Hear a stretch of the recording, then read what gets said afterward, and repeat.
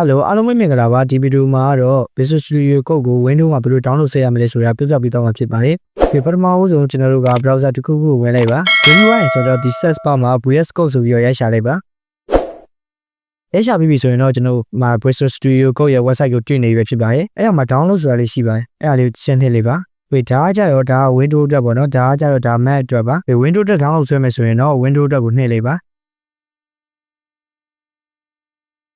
နှိပ်ပြီးဆိုရင်တော့ကျွန်တော်ဒီမှာ download လေးစပြီးတော့ဝင်နေပြီဖြစ်ပါတယ်။ပြီးသွားပြီဆိုရင်တော့ဒါလေးကိုနှိပ်လိုက်ပါ။နှိပ်ပွားပြီဆိုရင်တော့ကျွန်တော်ဒီမှာသူကပေးထားတဲ့ rule တွေရှိရပေါ့နော်။ဒီသဘောတူညီချက်ဆိုပြီးတော့ခဲတာကို I set agreement ဆိုပြီးနှိပ်ပြီးတော့ next ကိုနှိပ်လိုက်ပါ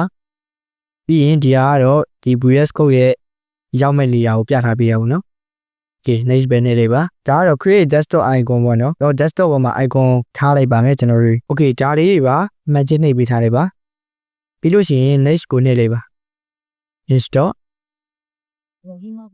ဒါဆိုရင်တော့ install တင်နေပြီဖြစ်ပါတယ် okay finish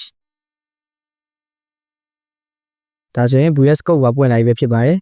ဒီကျွန်တော်ပြန်ကြည့်မယ်ဆိုရင်ကျွန်တော်တို့ရဲ့ desktop ပေါ်မှာလည်း Visual Studio Code icon လေးရောက်နေပြီပေါ့နော်ဒီဒါကိုနှိပ်လိုက်မယ်ဆိုရင်ဒီ VS Code ရောက်လာပြီဖြစ်ပါတယ်ဒါဆိုရင်တော့ Visual Studio Code ကို download ဆွဲပြီးသွားပြီဖြစ်ပါတယ်